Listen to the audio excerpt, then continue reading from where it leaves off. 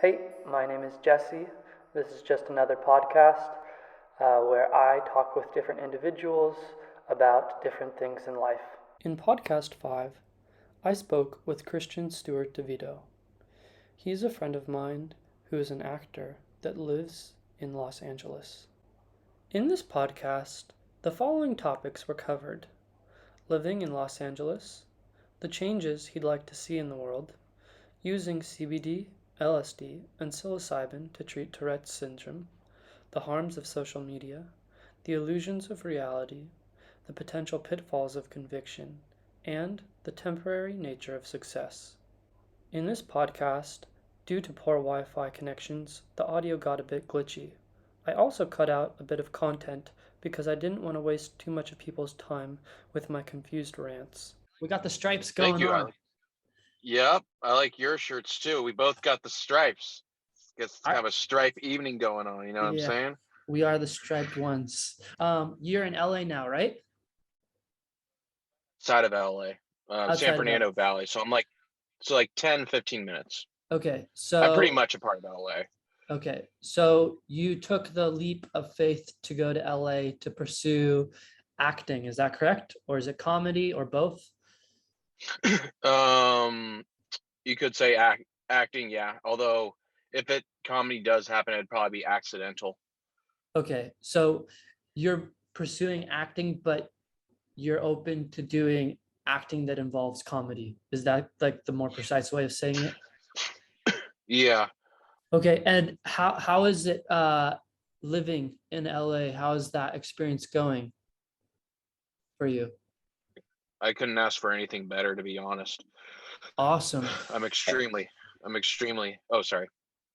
Okay, so talk about what's one good thing that's part of your LA experience? What's one thing that's making you happy living there?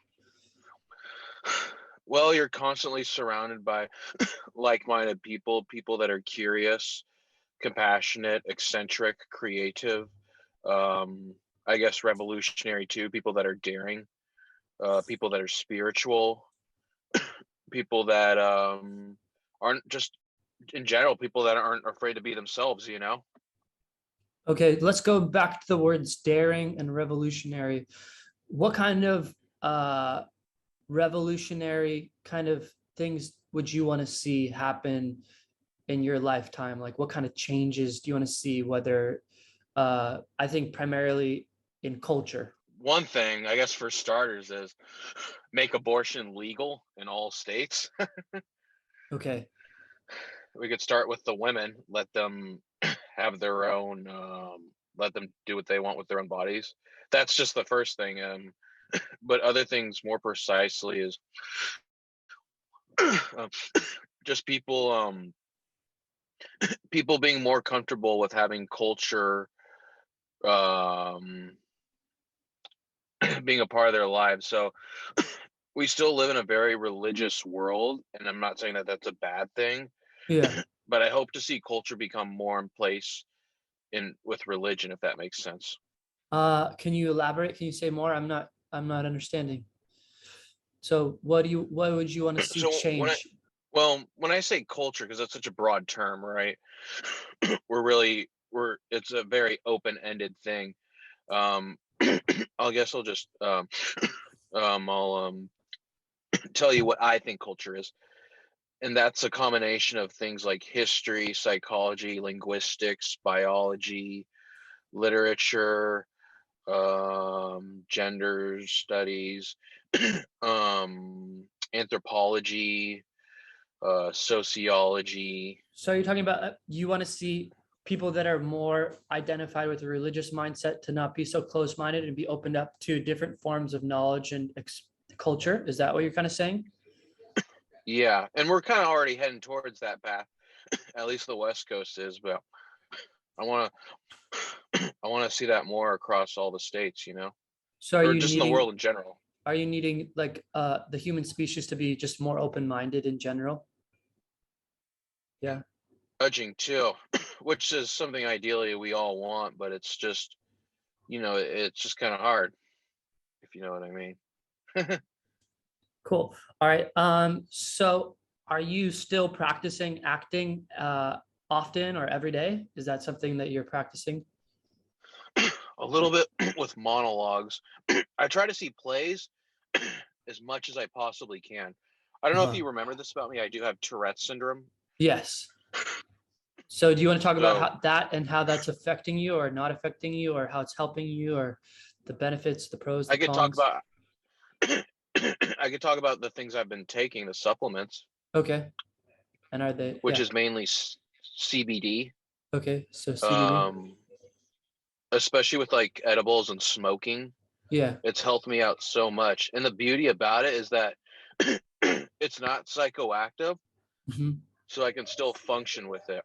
If I'm Okay. having, let's say, work's coming up and I'm feeling really stressed out, I can put Yeah. some CBD flower in like a bong, take a nice Hmm. big hit, and I'll feel relaxed and I'll be ready to start my day, you know? Hmm. And does that help you? Does that help with your Tourette's and make it less active and more relaxed, your whole Like, system? Okay. absolutely. Awesome. I've Oh, also I've also tried some other stuff, but it had no effect on me, and that was LSD and Psilocybin. okay. So you tried that stuff out, and that and was that your intention to try to see if it would have any positive effects on the Tourette's? Yeah, one of my good friends that lives down here, I've known him since I was 5 years old. Hmm. Um, he microdoses sometimes. You're familiar with that term, right? Yeah. It's like what people do for like anxiety and depression is where they take like a small dose of like LSD, not even like a real recreational form, like just like a small dose, and it helps them out. Mhm. So did you find it have any benefits, the psilocybin or the LSD, or no benefits at all? I was giggling a little bit. Makes me realize that maybe some people's brains are just not meant for psychedelics, you know? Okay. So do you feel like your brain is not meant for psychedelics? Is that what you're trying to implicate here? All possible, yeah. And I think I What may be a make minority, but what makes me think, what makes you think that your brain is not meant for psilocybin or psychedelic substances in general? What made you have that thought process or reaction? I started with a microdose and I didn't feel anything, and then I took a feel like a real recreational dose Hmm. and I didn't feel anything. I took 3 hits of acid. Hmm. Okay, so maybe it just doesn't have any effect on your system. Is that what you're trying to say? Yeah, same thing with psilocybin mushrooms. Okay, let's talk about your perspective on social media. So I'll just throw some things on the table, and then maybe you can respond to like a number of different questions. So, is it harming us as a species? Is it helping us as a species? Is it doing both? Oh man. Well, I think I lean more towards that social media does more bad than Mhm. good, at least in the current state that we're in, but that's also because we're still getting used to it. Social Okay. media has only been around for 15 years, maybe at the most. And it's only been like really active in like our everyday lives, probably for the past 10 years, I would say, or a little bit less. um, I think part of the reason why I, as well as many other people, have negative feelings about it is because everything happens so fast on social media as far as like decision making or judgment. Not to mention, you're not really socializing with someone on social media like you are, like what we're doing right now. You know, we're not talking and reading each other. So like you're lacking the facial expression component, the body language component of the communication, and that's a big part of communicating and talking. Is that kind of what you're implicating? You're missing things? That's yeah. I know that social media can really show the worst in a lot of people. Of course, that's nothing new. I mean, So do you feel like it's making we've us more all cynical as a species, or in some case it is, and not in all cases? it's made cynicism more avail Relevant? or relevant. It's made it more apparent in us. I mean, cynicism has been around since the beginning of time, and the varying levels I think have kind of sort of maybe recycled over the ages. I think I think with where we're at now, it's just more like it makes it more obvious, or you can't like hide cynicism. It's not as underneath as it once was, and that doesn't. And it's not just with cynicism too. It's with narcissism. It's with anything that has to do with ego. You know. Okay, then let's jump into ego. What's a quick little definition that you would explain ego as? Because it can kind of be an abstract term in some senses. It can be a very multi-definition. But Oh for yeah. you, Yeah. It's definitely something that's evolved over the times. You know, people like Nietzsche and Freud and Jung and other great thinkers have had different views that were conflicting. My view on ego is that it's it's uh it's not your friend, mm-hmm. but it could maybe be a reminder to help shape yourself by that, because we all have an ego and it does get the best of us at times. So But would I you think say it's it's this part of ourself that hasn't evolved yet or hasn't that needs to grow up and mature more? Is that what you're kind of saying or no? exactly. Yeah. Yeah, I would say that. I would definitely say that it's definitely I think the ego doesn't fully go away until you fully go away. And how do you fully go away? When you're gone, when you're dead. I see. So there can't be any kind of a spiritual experience where you fully go away before you die. Well, fully go away. I mean, that's a question I wish I could have more knowledge on, but I haven't like I feel like you'd have to ask someone who's been through like ego death or something, you know? I still have ego. I don't know if it's possible, but it seems like some people say it is, but I don't know. Experienced ego death. Have I experienced it? Um, I think there's been times when I've tried certain Buddhist meditations, and there's been times where I have been on a psychedelic substance where I've had these experiences where mm, that sense of separate self that's separate from everything else, all their phenomenon and things, seems to kind of vanish. In some senses, there's the two sides. There's one side where it feels like I'm everything, and then the other side where it seems like nothing exists. And that's kind of it's this temporary, short little experience that I've had a number of times throughout my life. Um, but it's very short lived. But I've definitely had a taste of that kind of thing. I don't know if that's ego death, but that's the closest thing that I've ever experienced to ego death. Have you ever experienced something similar to that? Maybe. I mean, a lot of people, myself included, would say that they've experienced ego death when they probably haven't. It's probably just a minor illusion Okay. that they're Yeah, yeah, going through, you know? yeah. Um, yeah.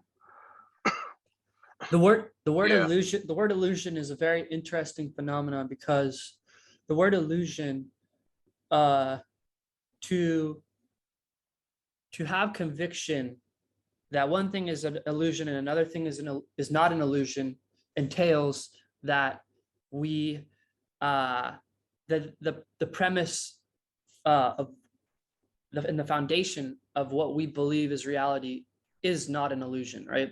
We think we understand at time, or like we get some understanding, but then we think we understand it all, and that's where like arrogance comes in, you know? That's that part of like coming out of I don't know and into the arrogance and of conviction, like because it seems like throughout history humans are having this developing these convictions of how reality actually are, and then 100 years later, 1,000 years later, they're like, well, actually maybe reality is like this, right? So I don't know, have we actually gotten to a point where now we can have conviction that we have a clear understanding of reality, or will the rug be pulled out from under our feet once again in another 1,000 years from now? And will the paradigm and the perspective on how the universe actually exists be a total head trip compared to how we're perceiving the world now? I don't know. This might be like just crazy thinking, but Yeah, I mean, who knows, right? why do you think some artists and actors are able to like stay grounded and stay humble? Oh man. I mean, I think part of the reason why some of them let it get to them, I mean, there's so many different variables. Sometimes they let their egos get to them or their arrogance get to them because maybe they didn't have to work as hard, or maybe they worked so hard and they finally got where they got where they are through luck, and they kind of felt entitled through that hard work, if that makes sense. Like, you always Yeah. want to work hard no matter what and be grateful for what you got, but don't I like to look at this, don't think that you're owed anything, you Okay. know? Yeah. The ones that that stay grounded probably know that they're not owed anything. You know, they kind of realize that they love what they do, and they realize how fortunate they are to do what they do, and they know that I guess regardless they're able to do what they know that they have such a special gift that they're able to do it regardless if they make a nickel of it or not. Whereas when you brought up fame and money, I think it's just I think it kind of also has to do with doing things just solely for the money. And when money is like your only motive, well, it sometimes shows the worst of you. It sometimes clouds your judgment. It sometimes makes you forget why you're doing what you're doing, you know? I know it sounds kind of cliche, but that's I think that's something worth reminding people of, at least, and that's I think a big factor.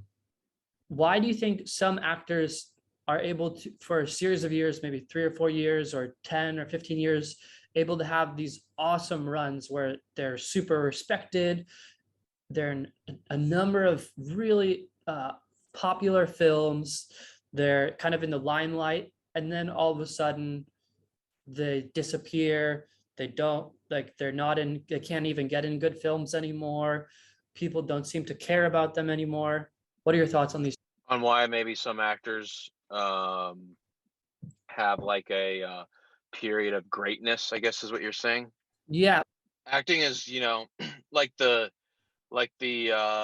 craft itself. You know, you have your highs and your lows. It's a roller coaster. Uh, um, my guess is because some people their careers kind of peak and then they kind of go down. Sometimes it peaks again and then sometimes it goes down.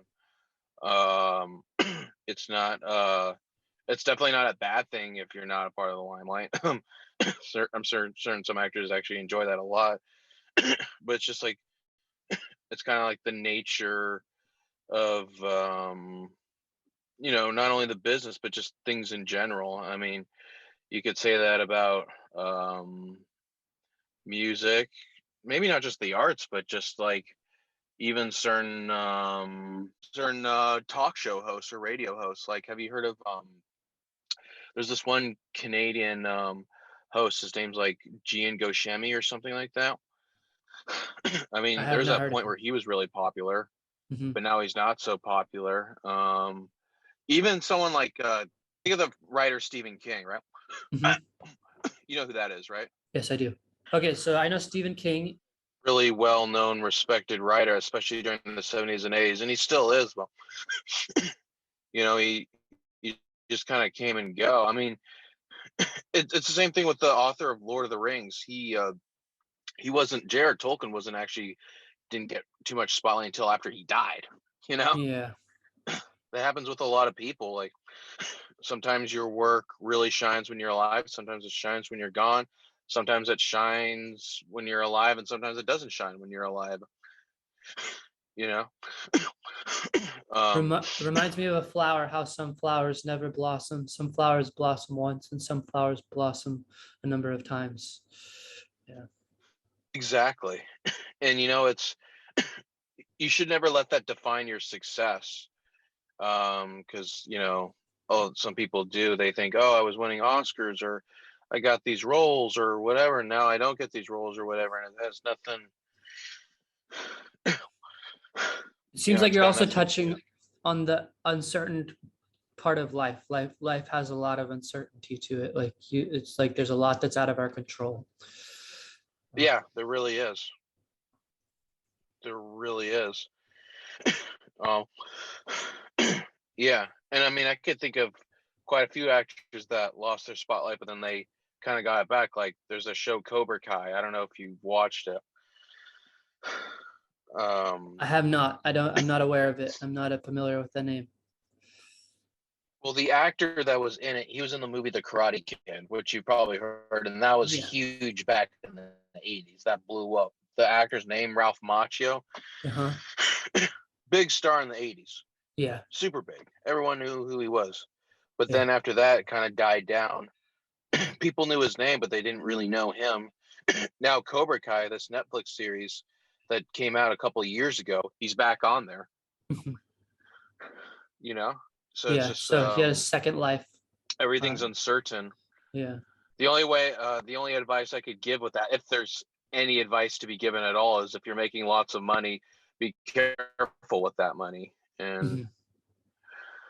don't just be careful with, even if you're making lots and lots of money, you got to be extremely careful with it, I would say. And Because you don't know how if long you it will can, try last. not to buy a too big of a house, you know.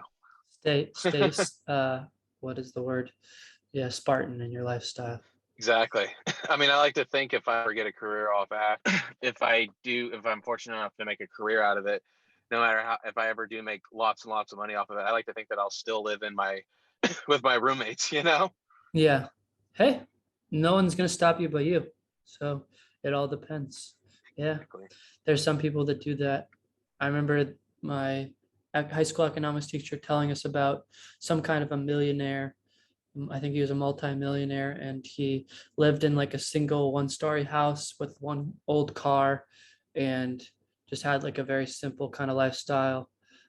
So yeah, everybody has their own approach to life and has their own conditions that they make the best of. I look forward to the next time that we reconnect with one another. Until then, please do take good care of yourself and keep on enjoying life. And yeah, man, thank you again for this opportunity to talk. And anytime. All right. All right, cool. Peace, Christian. Thank you. Bye bye.